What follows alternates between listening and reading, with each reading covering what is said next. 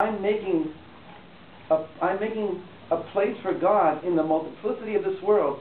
I'm making a place for the oneness to be revealed that's behind all multiplicity. So the symbolic meanings of Reshut HaRabim and Reshut HaYachid are that we live in a world of multiplicity, but behind that, hidden behind that, is unity. And it's our job eventually to make the entire planet a Reshut of the Yachid, to reveal that everything truly is the domain of the One, and that all multiplicity is really just expressions of the One, but don't contradict the One. In Kabbalah, where the Ari is talking about the creation process, the shattering of the vessels takes place because the Sfirot, the original primitive or primordial Sfirot, broke as a result of the fact that they were a Reshut HaRabim. A Reshut HaRabim in the sense that each one pulled to its own side. No, I want the light. No, I want the light. I want the light. I want the light. And when one wants the light, only one for oneself, then one cannot handle the light, and one breaks. So then, in order to bring them together, he purposely, according to the Ari, and the Rabbi Kaplan writes about this in chapter 10, purposely created the world as a broken world that eventually could be put together. Really, the world is a world of tshuva, a world where there's no way that you can be perfect. You have to go into imperfection. You have to experience your own limitations, your own imperfections. You have to suffer with that and come to work out of the raw material that's given to you, out of the wounds that you've suffered. You have to come to your greatness. And you can come to a greater greatness because of what you've gone through than if you had never gone through them. So it's a world where it is predicated on initial breakage in order to come to a greater fullness, because we participate. I don't want to lose the thread, but it's like the father who gives his son, his daughter, a son, a beautiful Lego set with like a lot of pieces. And just as he is about to give his son this, he drops it accidentally on the floor, and it's all over the place. And he looks up at his father and says, "Daddy, it's broken." And he says, "No, no, no, you can put it together." And the boy gets on the floor, but there's so many pieces. Or there's a puzzle with so many pieces, and they're this way and that way. "I can't do it, Daddy." And Daddy gets down on the floor. Daddy's a physicist, you see. And he wants his son, that by the time he gets into college, he wants his son to have understood things already from a young age, but in the child's own language. Otherwise, if he speaks physics to him now, forget it. He has to work within the framework of the son's ability to understand. He works with blocks. He works with models. So he gets down on the floor, and he doesn't do hardly anything, but he's there. That's the secret of Hashem, Hu HaElokim. He who is the one who is the infinite one, who is beyond anything we can know. He comes down and he hides, and he disguises himself as the master of the scenes of our lives. He creates the scenes of our lives, and through that we can work backwards to He who is beyond the scenes of our lives. There's more to say about that. It's very important. I have to keep the thread.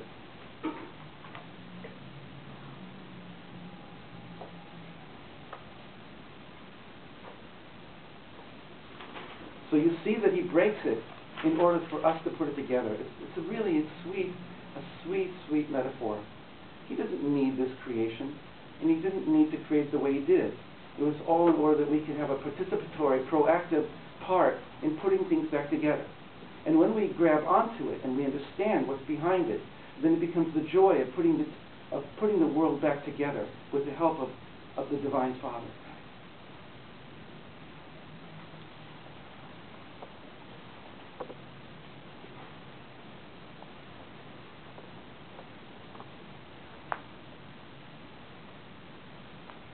So again, it's a little technical, but the Ari says that what he did is he had Keter with its 10 Sfirot, and Chochmah with its 10 Sfirot.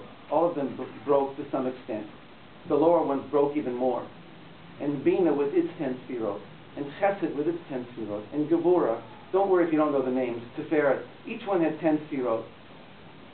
So he said, okay, Keter, you give your Chochmah to Chochmah. Chochmah, you give your Keter to Keter. Keter, you give your Bina to Bina. Bina, give your Keter to Keter. We're going to include every one of you with each other. So that now when I'm going to give the light, I'm going to make a Reshut Yachid. You're going to join hands together because you're all inter-included within each other. You're no longer at odds with each other. You're going to come together socially, in yourselves as human beings, spiritually, and you're going to see also in the actual world itself, from atoms to molecules, and from molecules to cells, and from cells to organs. The atoms are still there, but they're now participating at a higher level of evolution. Right? The cell is a partsuf, it's a complete synergistic whole relative to the molecule, which is only a piece, a part. But the molecule really is also a synergistic whole relative to the atom that makes it up. And really you can go down and down and down. As far down as you can go, you can see that every detail of the higher part itself is a whole relative to that which makes it up. So Efrez is a holographic universe, right? It's a hologram, it's a holon. And this is where Kabbalah really comes into its beauty because really the deep prophetic wisdom, and Kabbalah goes back to Adam, not just back to Rabbi Luria or the Zohar, and it goes back to a tradition, a vertical prophetic transition that was communicated in each generation to the masters and to anybody. And we have to become part of that vertical that becomes now transmitted horizontally. The vertical that each one of us is worthy of having, of a completely continual revelatory experience of our relationship with God. And that then we become part of the collective, accumulated, horizontal transmission. That's a whole other thing. I can go into it, but I just wanted to mention it. So this holographic concept is that everything now is inter-inclusive. Keter has given all of his spherot away to each of the other spherot. And they've all given him their keters.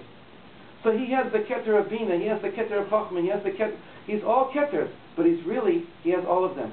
So this is the Ari's technical way of explaining how everything became hitkaladut v'hitkashrut, inter-inclusiveness and interconnectedness. And once everything becomes interconnected, then when the light comes down, we can receive it because we're no longer bound up in our egotistical needs that I want the light. So it's a moral teaching, it's a moralistic teaching, but it has application at every level of existence, from the molecular up to the human, up to the universal and the cosmic. It's that God.